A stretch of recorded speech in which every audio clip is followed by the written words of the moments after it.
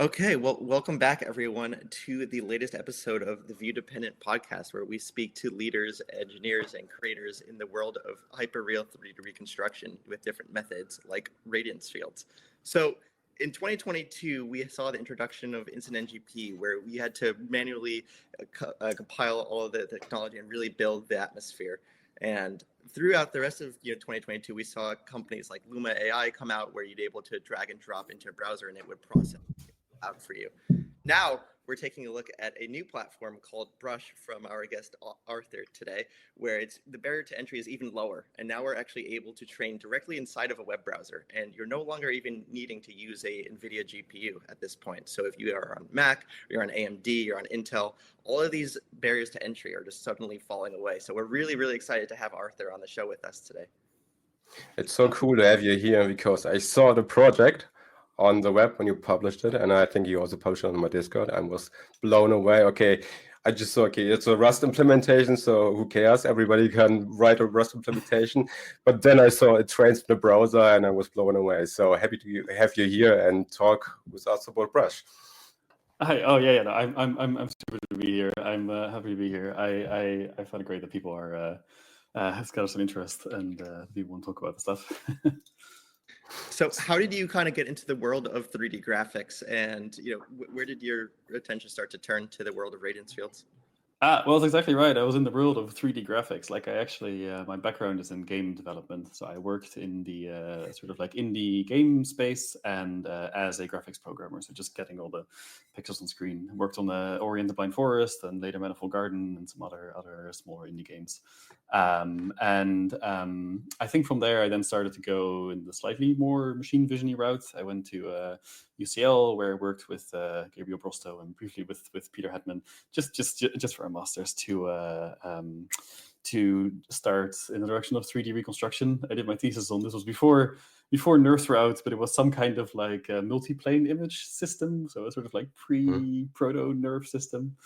And then I joined DeepMind, where I actually sort of went back to game development, but in the weird world of machine learning.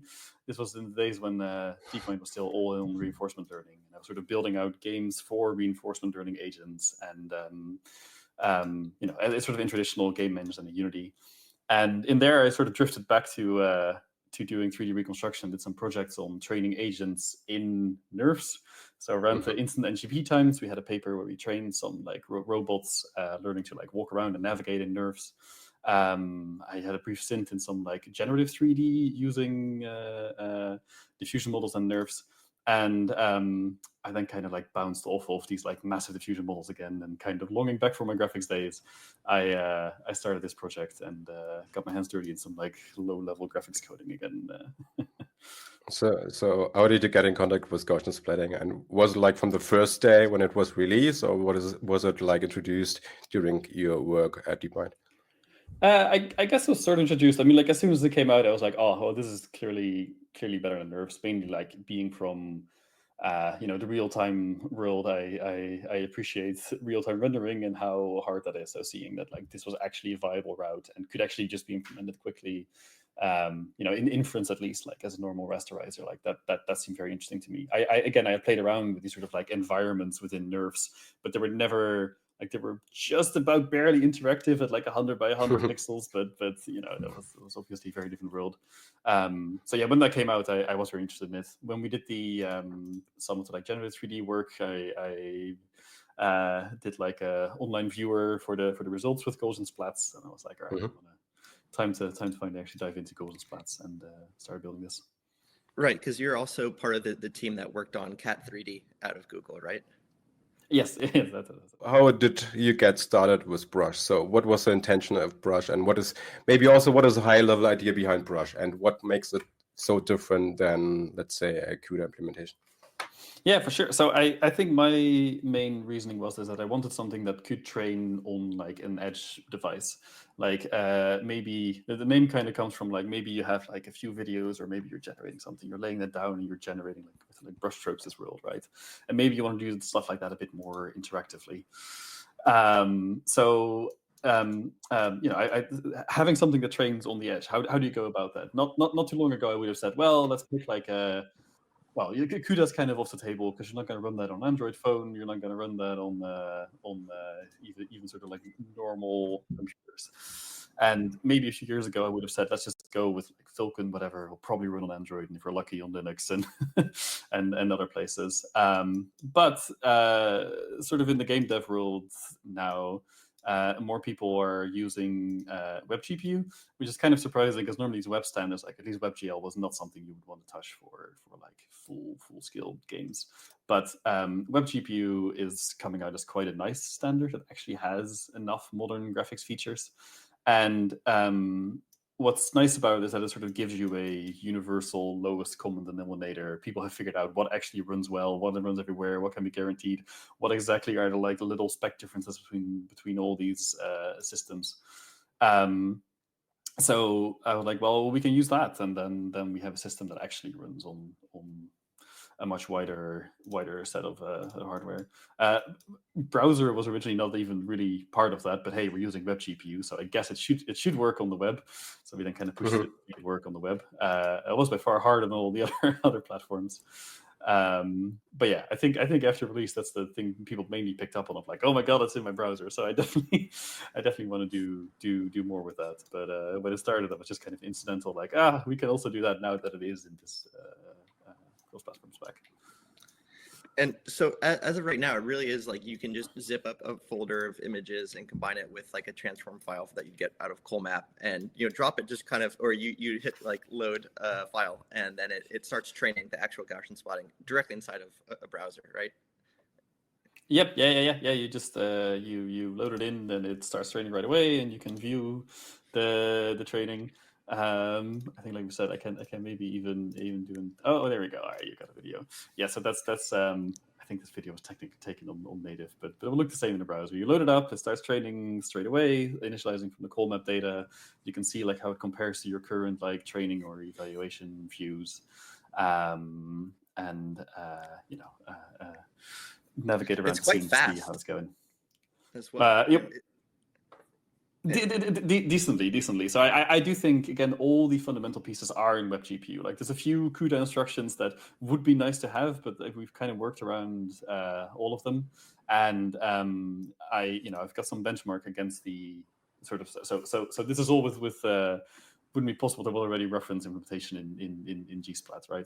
And I've been benchmarking against their implementation, and some of the sort of like rasterization kernels and stuff like that actually is already faster than what is in G-Splat for some other optimizations that they will one day have as well. But it's sort of everything around that, which is still a bit slower. So overall, the implementation is slower than a CUDA version, but I really think we can get there and make it as fast. So maybe we can jump into a demo if you have something prepared, because then we could see how fast it is in real time. Oh sure, yes, that's just to make sure that the video is not faked. So here we are. This is I hope you can. You can't really see, but you have to believe that this is a Chrome browser tab, and I can just load in some data there. Let's do like the kitchen scene because it has a bulldozer. That seems to be good for this podcast. I will load in all the images out of the zip, and it's struggling slightly more. Yeah. So there it goes. It's struggling slightly more than normal with the video recording, but it's getting a nice 20 steps a second. Normally it's more like 40 or something, but this is on the 4070 Ti to be fair, but it's surprisingly it's definitely slower on a MacBook, but not even incredibly slower. So to be clear, you have to provide the posters, right? So you have to have the structure for motion and also the extrinsics and the intrinsics. Yes, that's right. It is. It starts from like either Colmap data or sort of in Nerve Studio format from posed camera data, and I think that's the other thing that I've found after release. Like, that's obviously known as a big barrier, but now that like training is a lot easier, you can just open in your browser. Some people were like, "Oh, great! I've been meaning to play around with splatting. Now maybe I can finally don't have to hassle with all this setup." But then find out that you still have to get Colmap running, and they're like, "All right, I'm out anyway." So I think to actually lower the barriers, like having people who are less in the Splat world actually training Splats, that is a big next thing to focus on, I think. Right. And, we talk about like lowering the barrier. And one of the questions that I've gotten the most over the last couple of years is, when will I be able to train a radiance field on Mac? Or if I only have an AMD card, or if I'm on Intel, Brush solves that, correct? Like, you're able to get pretty fast reconstruction speed across all of these different compute architectures. Yeah, that's right. So again, like as long as you sort of stick to the web GPU spec, then the this Rust framework I'm using, WGPU, takes care of like having it run on all hardware predictably the same. So it really does run everywhere. It should AMD cards, Intel cards, Android. I haven't gotten it to run on iOS yet, but there shouldn't be any. In theory, should work there. It's mainly just like doing a setup to compile to iOS is a pain, but that will happen soon. And With respect to the implementation, how does training differ from the CUDA implementation? Is it just something on the hood, or do you use like new approaches which came out recently in recent papers, or what is the setup? Is it just the vanilla Gaussian currently? It is just vanilla Gaussian currently. There's no extensions yet. There's no MCMC yet. There's no stuff from taming 3DGS yet. Like, it's still very much a straight port of like the initial version. That said, there are some small differences because some stuff just doesn't work on web GPU. It depends how deep you want to go, but like there's some stuff related like atomic floats that don't quite work. You see that a bit differently, so the backwards pass works a bit differently from the vanilla Gaussian splat and tries to sort of aggregate some gradients first before atomically adding them, and that gets you most of the benefit of what taming 3DGS is doing, but it's sort of a different way of doing their the kernel improvements they did. And secondly, I think there's a paper about this now, but sort of independently for other reasons. I need to really it's quite important to keep the number of sort of like tiles touched, like the number of intersections of like Gaussians with tiles, as low as possible. So there's some like code in there to intersect each Gaussian against each screen space tile exactly, like as an ellipse, and throw away tiles early on in the pipeline, which is quite a nice speed up. And I think there's some other, I forgot the name of the paper now, but there's a paper that came out that also does that, and there's some other scheduling stuff. So it's not but yeah, those are the two main things different from a pure vanilla Gaussian splatting implementation at the moment. And I really want to get to the extensions soon, someday. Are there any fundamental limitations in respect to how many points you can train? So, for instance, if you're growing a Gaussian split which has 10 million points, which fits into a 4090, would it run on a browser? 4090 probably yes. So that's a good point actually. The other difference is that it does already do the thing Gsplat nowadays also does, which is to keep everything sparse. Like, you only have to operate on visible Gaussians, right? And you don't have to keep some of these other temporary buffers where you also keep data about splats that aren't visible. So it does already only operate on sparsely on visible Gaussians. So it's the VRAM is somewhat competitive with the Gsplat implementation, and if it fits your 4090, that's great. That said, like if you do run out of VRAM, like if you're training on an older Android phone or something, like it does slow down a lot. And I think for some of those larger scenes too, one of the things that I think we should talk about is, while we've really highlighted the ability of Brush to operate within a browser, you also have desktop applications and versions too for like Windows and Linux and iOS, right? Yes, yeah, very much. As a Rust code base, you can just compile it to these platforms as native binaries. And again, originally the whole like running in a browser thing was a bit more of a extra thing, but people do seem to like really appreciate that. So I definitely will keep pushing that. But there are also very much native binaries, and native is still slightly easier to run. For example, on the web, I just don't have threads, so everything has to be asynchronously interleaved on a single thread, and that becomes messy. On native, I can just spawn some threads. It makes things easier. Right. I mean, it's just like, incredible that you've been able to achieve this, because this really is just like pretty much a solo project, right? This isn't something that like an entire team is building out. This is something that you've really just like taken on and been able to create. Yeah, pretty much. I would say now I'm working more with some other colleagues here at DeepMind, so Peter Hetman and George Kapanos to do some extensions to this. But up until now, it's mainly just been me. Yeah, that's very incredible. So one of the other parts of the pipeline too that we kind of touched upon was just the structure for motion pipeline, and including that. Is there a plan in the future to start to build in more larger support for SFM? Yeah, definitely. I think at least in the short term, being able to do not just call map, but some more like SLAM-like data, maybe coming out of your like the AR core or some mobile format, and being able to tune camera poses from initialization like that, I think would be that's we definitely want to do that. That's happening in not too long, I hope, and that should help. Like I can imagine that capturing from your phone already becomes a lot easier. Still, though, that doesn't solve it. Like I just have a video problem. How do I get 3D out of this? And that's something for the longer term. And we're trying to come with some plans there. But I think that's all still very much in the future. It's so cool because you open source everything, right? And it feels like a personal project, but also you do in a company some stuff on it. But honestly, if someone wants to start working with you on this project, are you welcoming contributions, or is it also a separate project, so something that is maintained by you in the open, the public, or is it like just a public version, which gets some improvements over time? I'm very excited that I managed to open source it like this. I would love to have more people contribute, and I feel like when you open source it, it's a bit like starting a little campfire or something, and I feel like it's like the first little Kindles, but it still has to like actually get some more fuel. I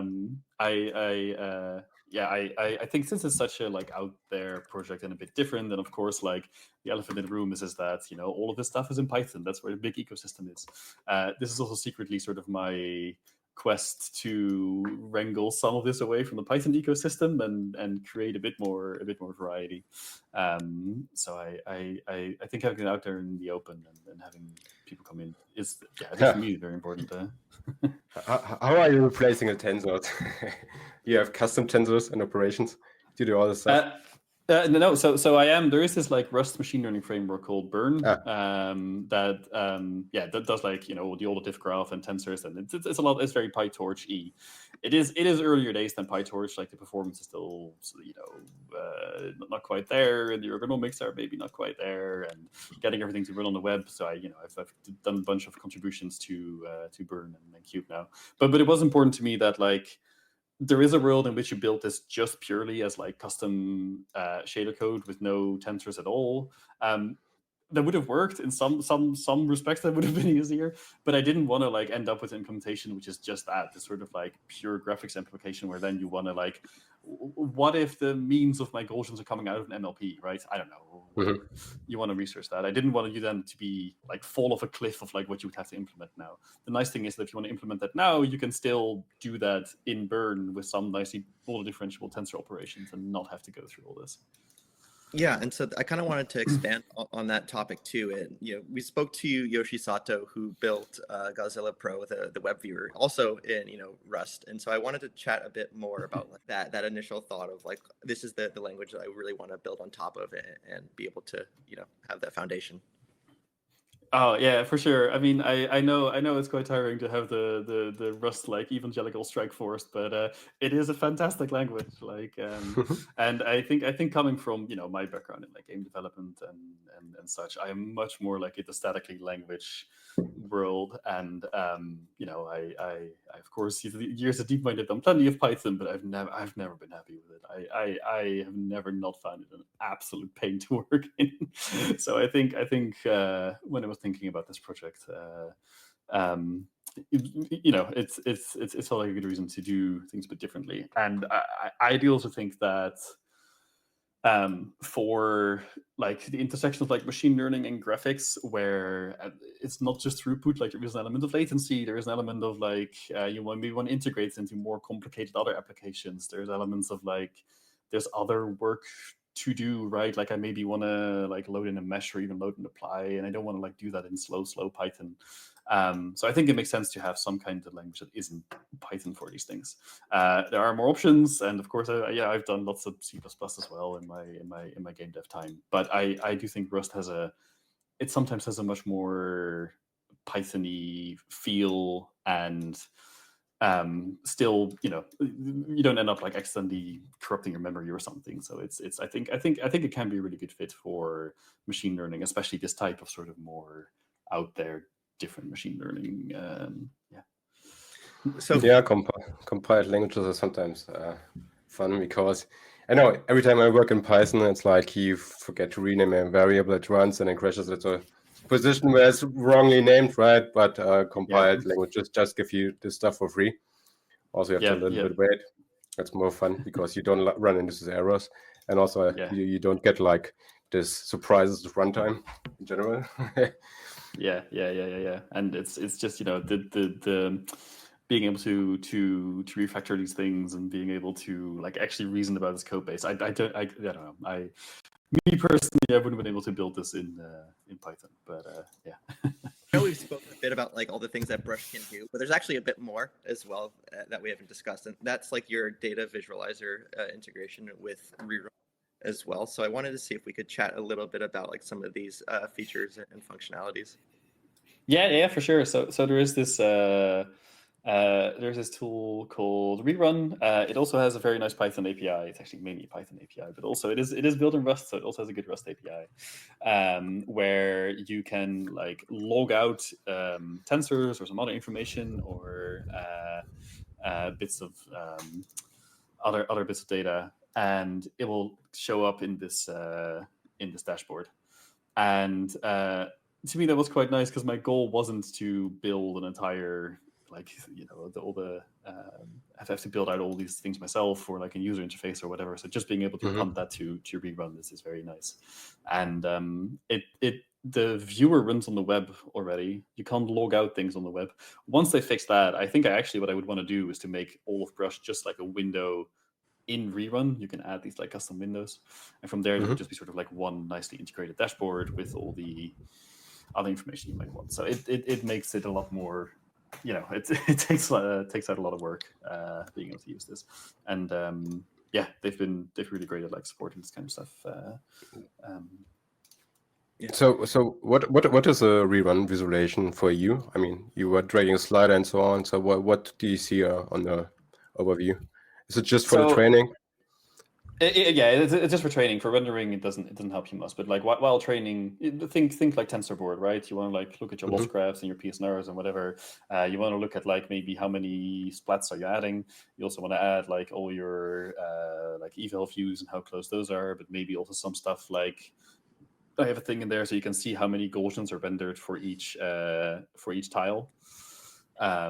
So maybe other like tensors like that, and they also have this thing where you can log out a point cloud, or like even like an elliptical point cloud. So I can actually log out the splats as sort of like hard ellipses, and they look surprisingly good. Like, of course, you need a proper alpha blending at some point, but just logging them out as hard ellipses actually looks. Like in the Area viewer where you have the ellipsoids. Yeah. So obviously, to create what you have created, this couldn't have been easy. So what are some of the biggest hurdles that you've come across during this development process? Well, I think it's sort of working around the last few features that are missing in WebGPU. The kernels can't quite be ported straight from Cuda, so at some point then you start like, it's a lot of work to like write those kernels so they fit into all the exact WebGPU limitations. More fundamental stuff like not having atomic floats, to less fundamental stuff like you can only have 10 buffer bindings before Chrome just chokes and says I'm not doing it. So working around that has been quite painful. I think that's mainly painful because having custom kernels is just so painful.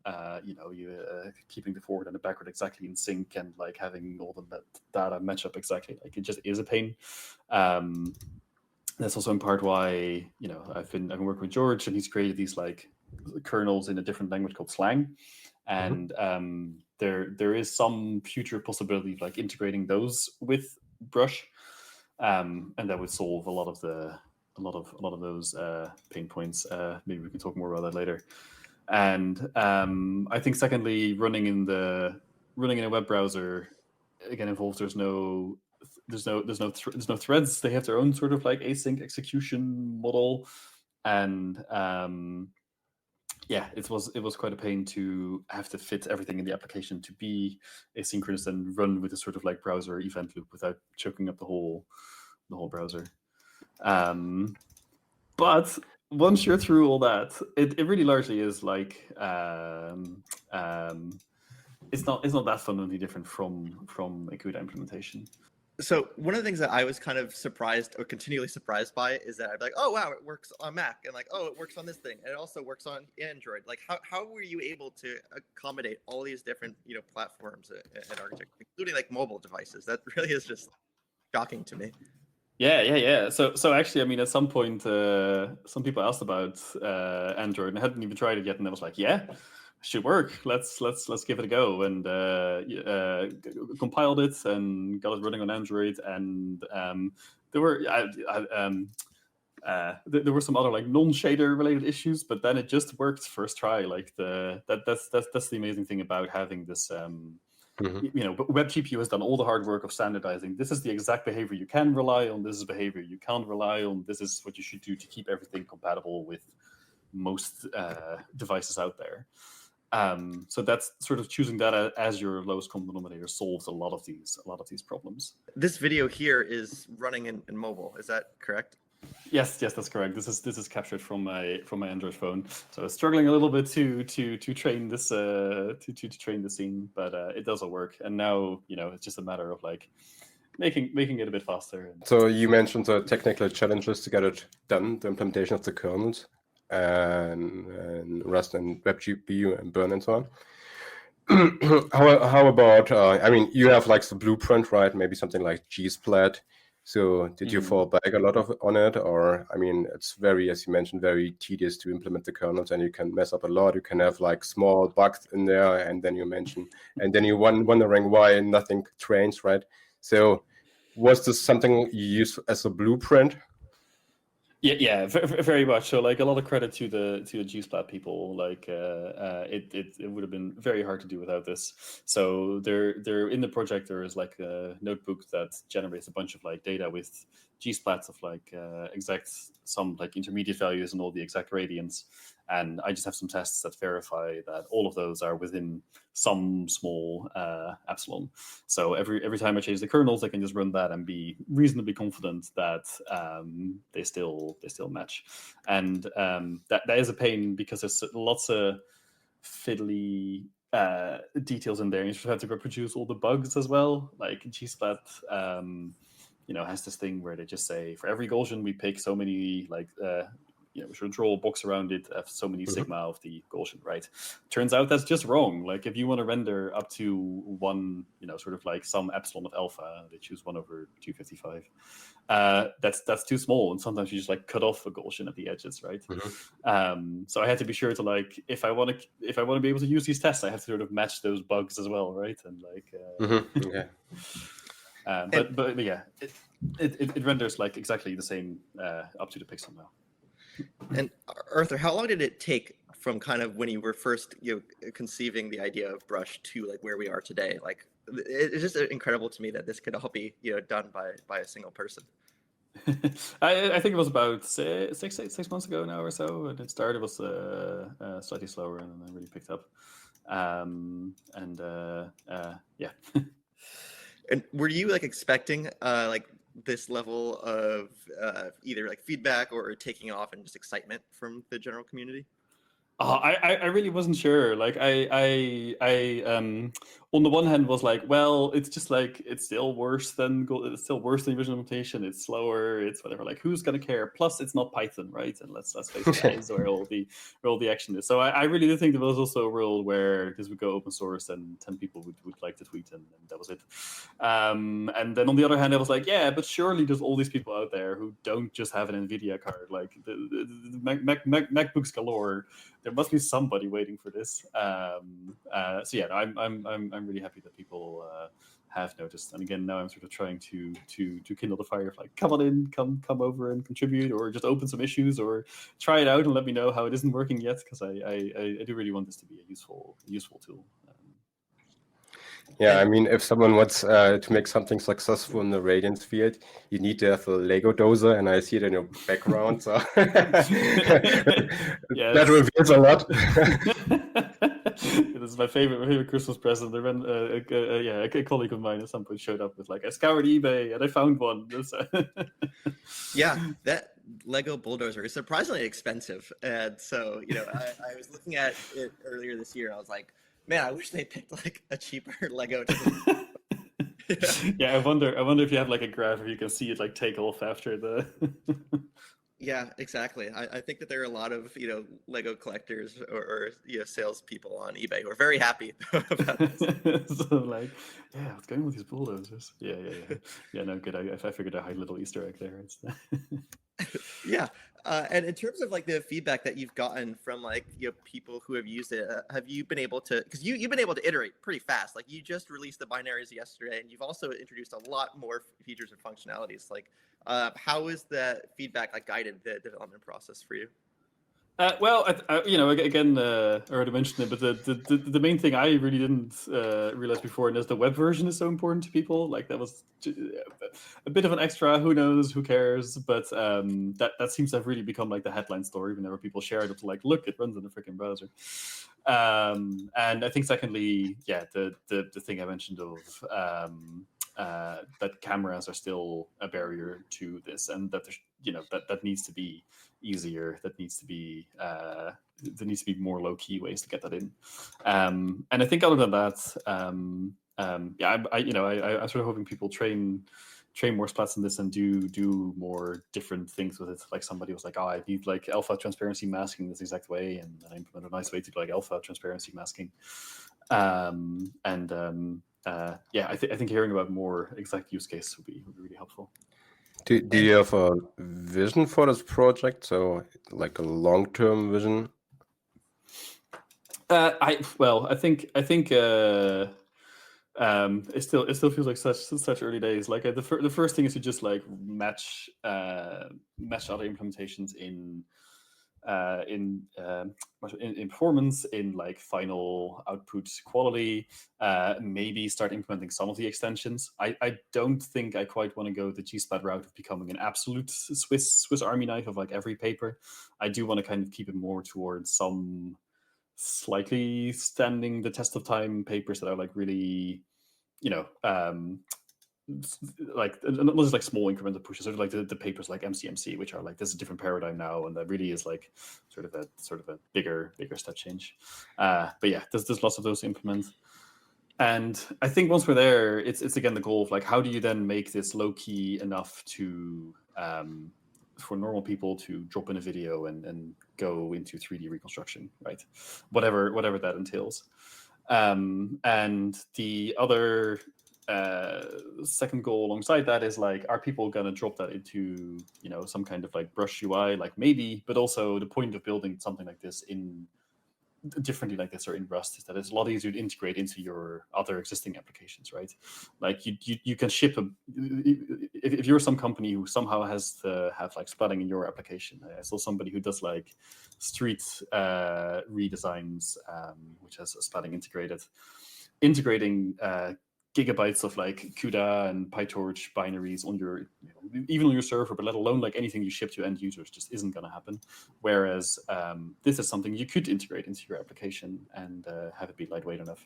So I think sort of the stages are achieve like proper parity, achieve like some application out there in the wild shipping with this, that would be fantastic, and achieve like one research paper or some other thing that actually uses this like as a base to work off. I think those would be like my 3 big goals at the moment. Okay, so the focus is basically on training currently. It's not so Yeah, much yeah. on the viewer. So you don't want to build like a full-fledged viewer currently. It's more just make a train and on par with a native CUDA implementation.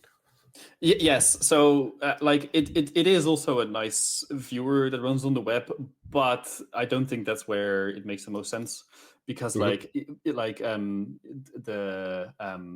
it runs in WebGPU, not WebGL, which is starting to become a standard, but still is only like, it is not a Safari yet. It doesn't work in Firefox yet. Firefox should be there real soon, but like Safari seems slightly further away.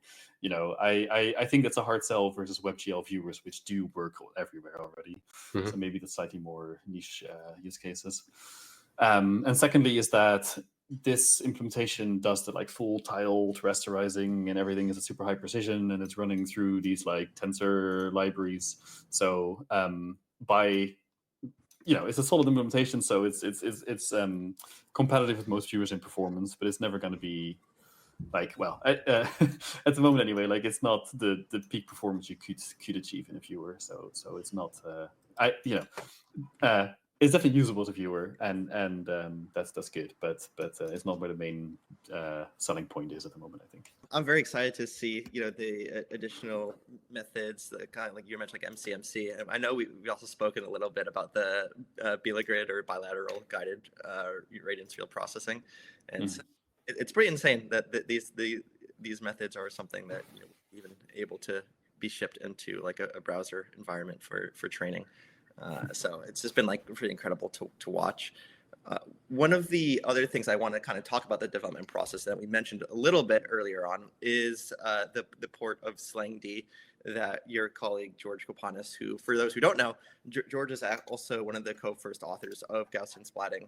He was the researcher at INRIA that actually published the paper. So what I wanted to ask is just like how could Slang D help you in your development process once it's fully integrated?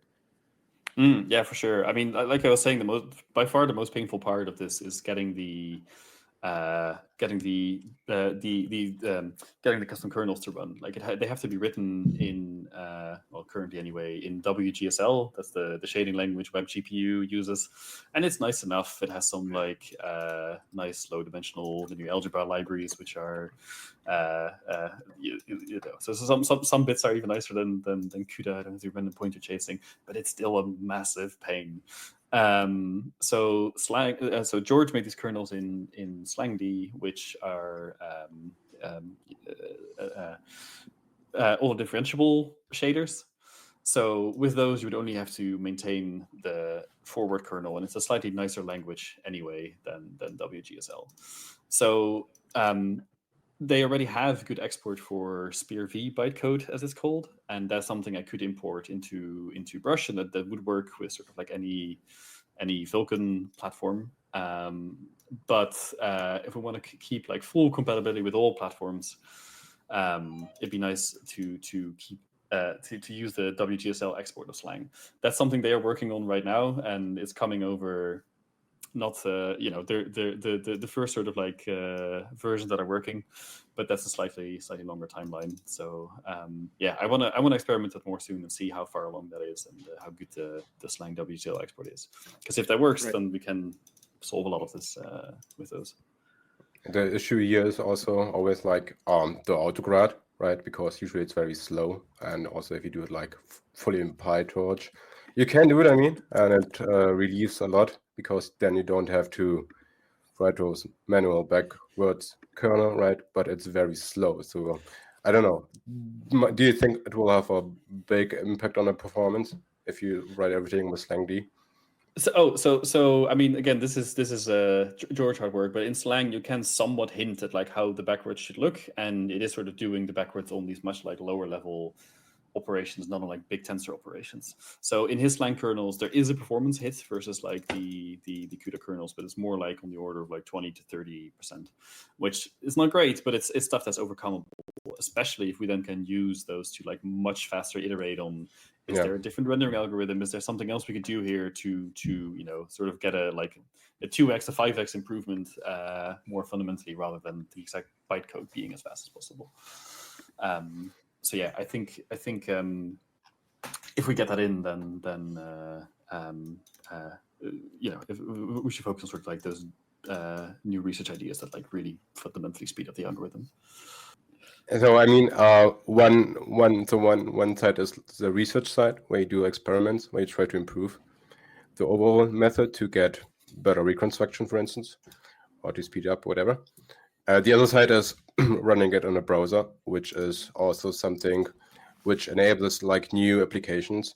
So we first saw it with Canniverse, where you could just train a split on your iPhone, and now it is like a very general use case, where, because if you look at all the Splat companies or Splat services you have to train on a server somewhere. Someone has to pay for it, right?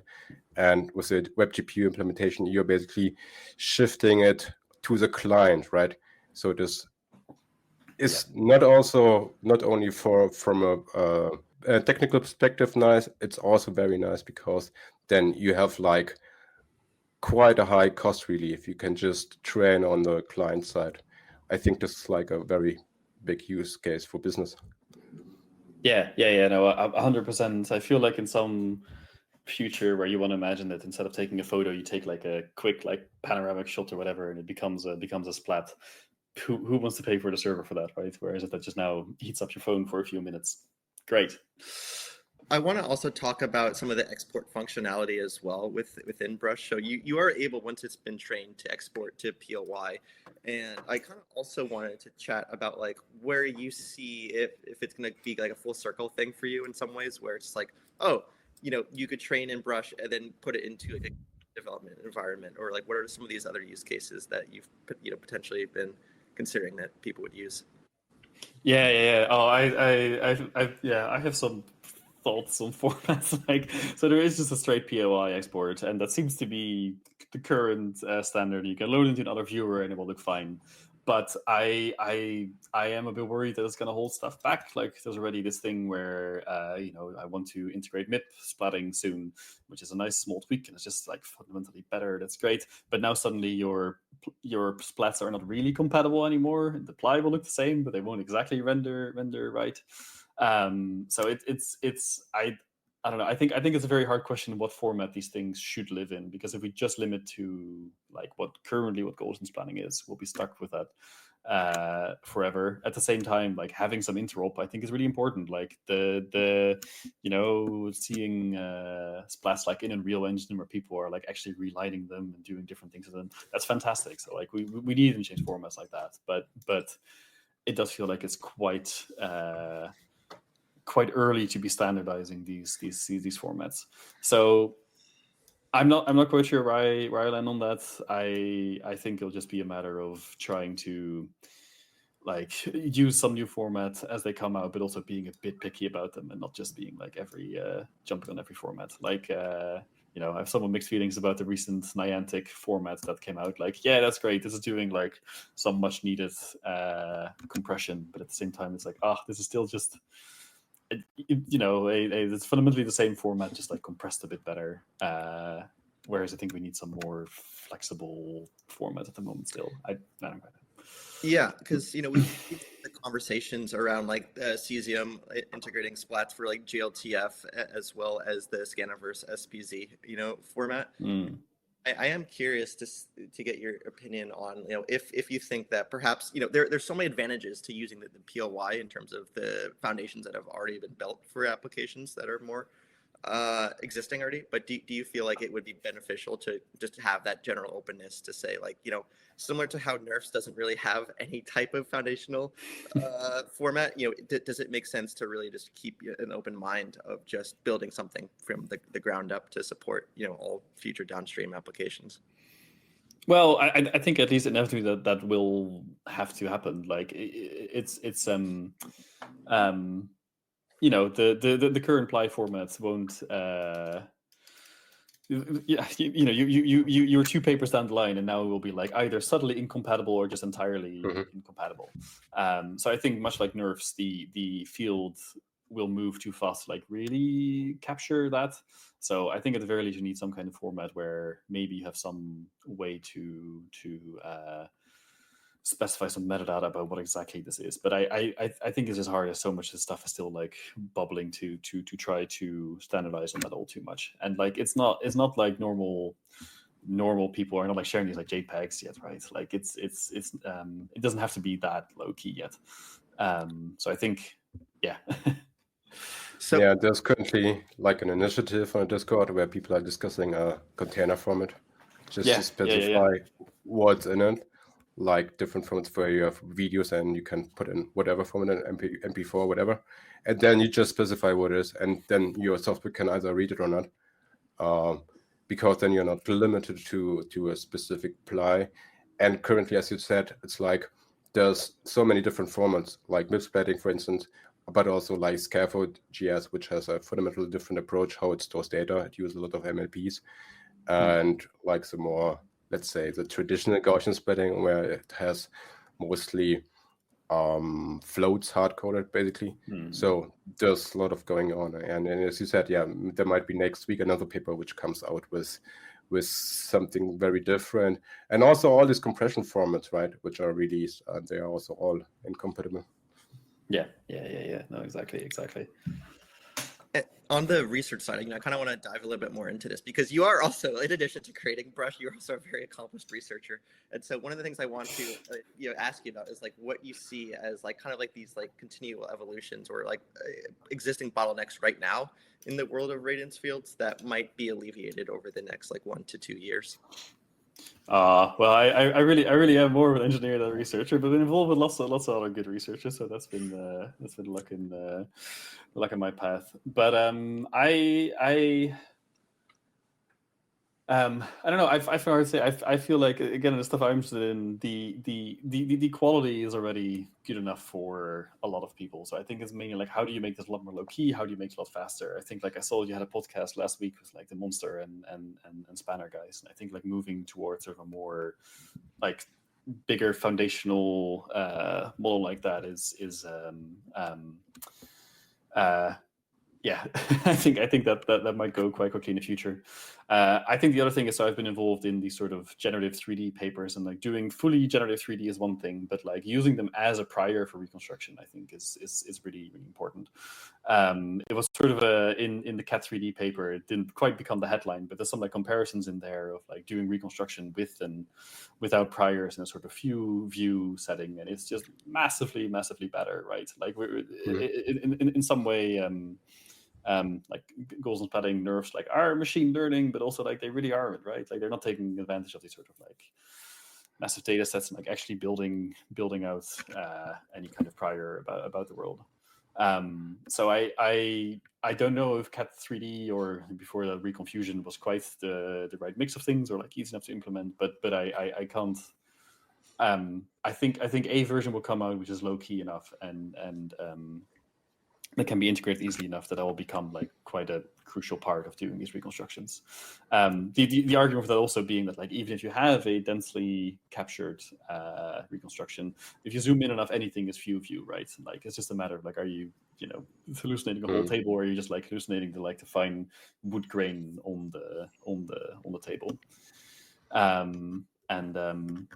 Yeah, I think that's a direction where lots more are going to happen. And then, of course, that sort of starts to overlap with video models and starts to overlap with what if it's all like entirely generated. But I don't know. I think before we even get there, like at least just getting some better priors into these systems is important. People are working hard on getting rid of the densification, something which is really annoying. That too, in the end, yeah, maybe in the end we don't even need training. maybe. I hope that day is still a little while away, but maybe. I feel like at the very least, even if you can, you type in something and a whole video comes out, it's still a video, right? And like having this as like even if Splats become just a distillation format, I think there's still a lot of value in that. Yeah. And because you mentioned in the beginning your background is game dev, so what is your take on using radiance feeds in general, maybe Gaussian splatting in particular, and in this field? Is this something which has any value, or do you see it not yet there? Oh, so I'm first going to say the pessimistic thing, and then I'm going to say the optimistic thing. Yeah. The pessimistic thing is that nerfs and radiance fields don't have a lot of value to game development at the moment. Maybe for like specialized use cases where you're like, I'm doing a point-and-click adventure, and you're in this environment, and it's super immersive, and I'm pointing at things. That's great. But otherwise, games are fundamentally interactive, and I want to be able to move around objects and pick up objects, and objects have physical properties, and I want to be able to spawn some lights that like relight the scene, right? Lighting is to some extent doable. Material properties are starting to get there, but it's still such a hard problem of like how these things would actually become sort of 3D like environments, right? But at least that's sort of in the very classic notion of you just have a reconstruction. How do we use that? Okay. There's also elements like, well, maybe I want to like capture a beautiful rock and sort of like use it for photogrammetry and add that to my game. That's happening more and more in the game industry, where textures are coming from photogrammetry and or even models, or even, and that's I think splatting will play a larger role in that. And on an even more meta level is that again, part of why I think building these systems in a slightly different way is that the overlap of like machine learning and real-time graphics will definitely become a lot bigger. So forget about splatting for a second, but just sort of differentially rendering and optimizing, I think has a lot of applications. In some way, DLSS that we're all running now on your NVIDIA hardware to scale up your game already is that. But you can also imagine like there's some great NVIDIA papers about doing textures, and they're like neurally compressed, basically like a mini nerf that's just a 2D texture. Mhm. Maybe it's not even a 2D texture, but it has some like other detailed information in there. That stuff is super powerful. Or maybe it's even just like you have some material BRDF and you're trying to like fit that to some real world reference. If it's differentiable, you can just do that, right? I think adding more differentiable, optimizable parts to rendering pipelines is going to be quite important in the future. And if you're a game, you're not shipping that as a massive CUDA binary. So having more like low-level, low-key graphics optimizers, I think is going to be important. Whether Brush is that, or whether Burn is that, or whether even Rust is that, it's hard to say. But I do think that's the direction that is really needs more exploring, and is something where Python just is not a good fit. And maybe also the low-hanging keys, like having a reconstruction which is meshed, and then you just bind the Gaussians to the mesh, just to have a more realistic view. Because I feel also when I see the avatars, which you have, for instance, the meta humans, they still look kind of uncanny because they really don't look human. But I think it really changes if you make a Gaussian splitting scan of a real human, and then you represent it or play it back on a viewer. It really looks realistic. Maybe something like this is also an application for games. Yeah. I think so. Again, maybe that character now needs to fit into a different environment. It needs to be like relightable and needs to have materials and needs to have. But yeah, no, I do agree. Is there anything else surrounding Brush that you kind of want to go over or talk about or really be able to showcase to everyone? Well, I think I don't know. Maybe just to note that like as one of the first like re-implementations of splatting as a whole, and I think that's worthwhile to look at. So do get a look. I know. Janusz, you're also looking at doing something like this, maybe in C++. So I wonder what your experience is that in. Well, I mean, it's as we talked about, it's kind of annoying because so what I was doing the math, I was deriving all the gradients and so on, and at this point it becomes already very, very, very painful because it's not that straightforward. Like just computing the derivative of a function, it's way more complicated, and then you start re-implementing the kernels. And if you don't use something where you have a reference that you know that it's true, it's kind of, you can mess up so many things. You can just like forget a minus or whatever, just swap variables or something like this, and it already kind of gives you wrong results, and then you start debugging and scratching your head what's going on, right? So it's really tedious. So I really think that the future currently is to have something like automatic differentiation for this stuff. But at the same time, I mean, it kind of feels like the same progress we had in deep learning, where people were starting in the beginning to do also like all the implementations in Cuda, and like one paper which you had to implement from scratch was basically a PhD thesis. Yeah. And it just switched now entirely, because now people can just implement whatever idea they have and just try and test it. So the progress is much faster. And we are not yet there, I think, and at least not in Gaussian splatting. You can do it with nerves, right? But then it's very slow. But with Gaussian splatting, it's not possible. So people are waiting for others to implement something like camera optimization to have this. Yeah, no, exactly. I think that very much matches my experience as well. Part of why, get the Slang kernels in there. Who knows what other stuff emerges? There's like some initiatives around auto differentiable Rust TBD. It's not really that far along yet, but I think that's going to be quite important in the future to do more of these sort of weirder projects, right? Like, I really like it. This is an open source project, so we can look at it, into it, and learn from it. Currently in this space, I feel like open source is still lagging a little bit behind, so there's not so much going on in terms of bigger projects, right? You have a lot of research projects, but they are like very close project, and once they are done, and this is basically dead afterwards. And if you can like initiate a movement in this direction, it's kind of interesting, because there's nothing comparable, and there's a lot of potential to grow with this field and also deliver value. So it's been incredible to follow along with your work, even though I've only been exposed to it just recently. But so how can people still follow along with your work going forwards? Like where can people follow you? Yeah, for sure. So at least in the future, I'm very much still working on Brush. So check it out on GitHub, and there's a link to a Discord there. I've never run a Discord before, but I'm doing one now. So do join my Discord as well if you need any more Discords in your life. And otherwise, come follow me on I would say Twitter. I'm trying to get off of Twitter. Come follow me on Blue Sky, and keep in touch there as well. Awesome. Well, thank you so much, Arthur, for coming on the show today. We really appreciate getting the opportunity to talk to you and showcase all the work you've done. It's really tremendous to see the amount of work that's gone into Brush and all the future work that's ahead of you too. So we're really appreciative. Yeah, no, thank you so much. It was a lot of fun, and we'll keep the updates coming. Yeah, and thank you very much, and keep us updated, because it's very exciting.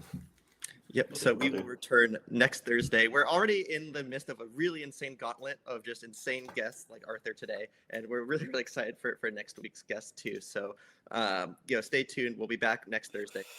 Thanks so much for listening, everyone.